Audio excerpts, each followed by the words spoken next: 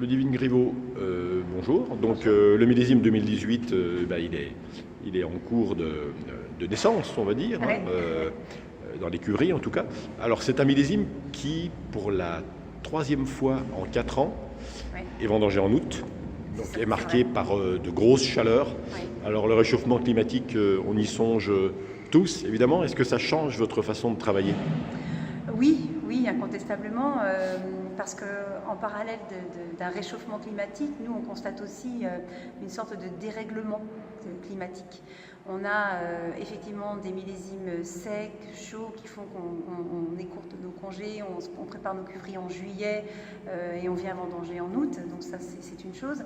Mais du coup, ça donne aussi, ça nous fait changer quand même beaucoup d'approches, beaucoup de méthodes, et on a effectivement, oui, vous faites bien de le souligner, c'est la troisième fois en 4 ans qu'on commence les vendanges sur le mois d'août, ce qui en Bourgogne n'était, je crois, pas arrivé, ou jamais arrivé. Probablement jamais dans l'histoire de la Bourgogne, en effet. Est-ce que dans le labour des vignes, dans le rognage des vignes, est-ce que vous modifiez vos façons de travailler? Oui, alors la question, mais elle est hyper intéressante, et du coup elle nous oblige un peu à faire un peu d'introspection et de voir ce qu'on a finalement fait comme étant une décision prise parce qu'on avait une observation de terrain et qui en fait n'est qu'une conséquence de ce réchauffement-là.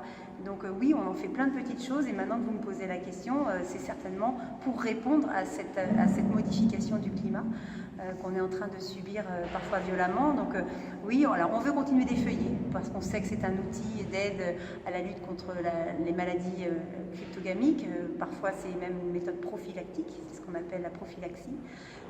Mais on sait aussi que si les raisins sont plus exposés au soleil, et parce qu'on a plus de soleil, ils risquent de brûler. Donc on a modifié nos hauteurs de rognage, on a rogné un peu plus haut pour que les ombres portées protègent nos raisins. Petit clin d'œil à mon confrère Boris Champy qui effectivement disait mais pourquoi une plantation nord-sud Alors Boris Champy du Clos des Lambrets, Bien donc sûr, à pardon. Moret-Saint-Denis.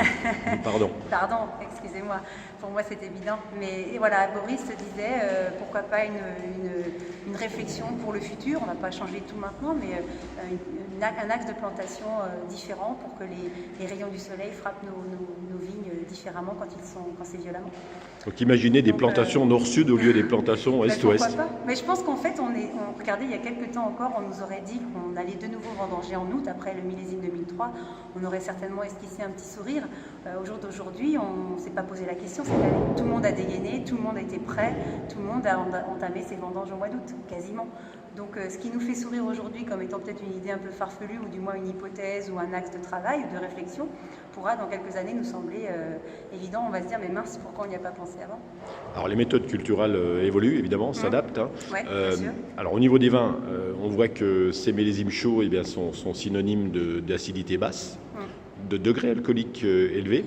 Est-ce que vos vinifications et le style des vins changent, en sachant quand même que la Bourgogne a fait sa réputation sur des vins avec de la densité, mais aussi beaucoup de fraîcheur? Alors oui, forcément, les styles des vins changent parce que quand la composition de la matière est différente, quand la matrice est différente, on va certainement avoir des produits finis différents. Maintenant, me projeter dans l'avenir sur le long terme pour affirmer que les vins le seront, je ne suis pas devin. En tout cas, c'est vrai qu'on adapte nos vinifications au jour d'aujourd'hui à ce paramètre-là. Pour préserver la fraîcheur? Bah oui, pour la conserver, pour essayer aussi de pouvoir de travailler à la fois la matière qui doit rester dentelle et très pinot noir si je pense au rouge, mais en ayant cette belle tension, cette belle vivacité qui fait qu'on a des pinots frais et gourmands.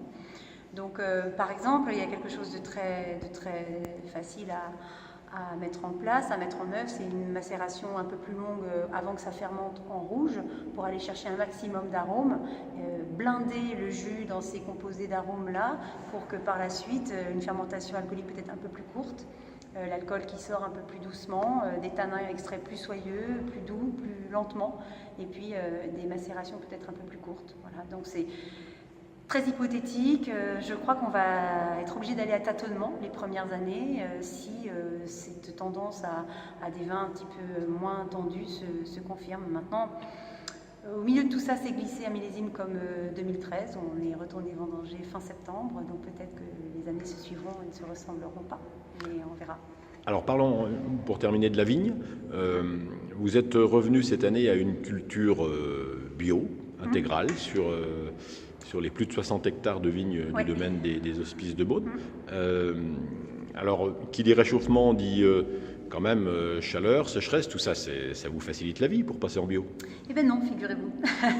Parce que les gens l'auront peut-être oublié, mais 2018 a été sec dans la deuxième partie de la vie de la vigne et que de mars à mi-juin, nous avons pris des cumuls d'eau et même depuis novembre, donc fin de millésime d'avant, début de millésime 2018, officiellement c'est au 1er novembre, nous avons eu des cumuls d'eau hallucinants, records.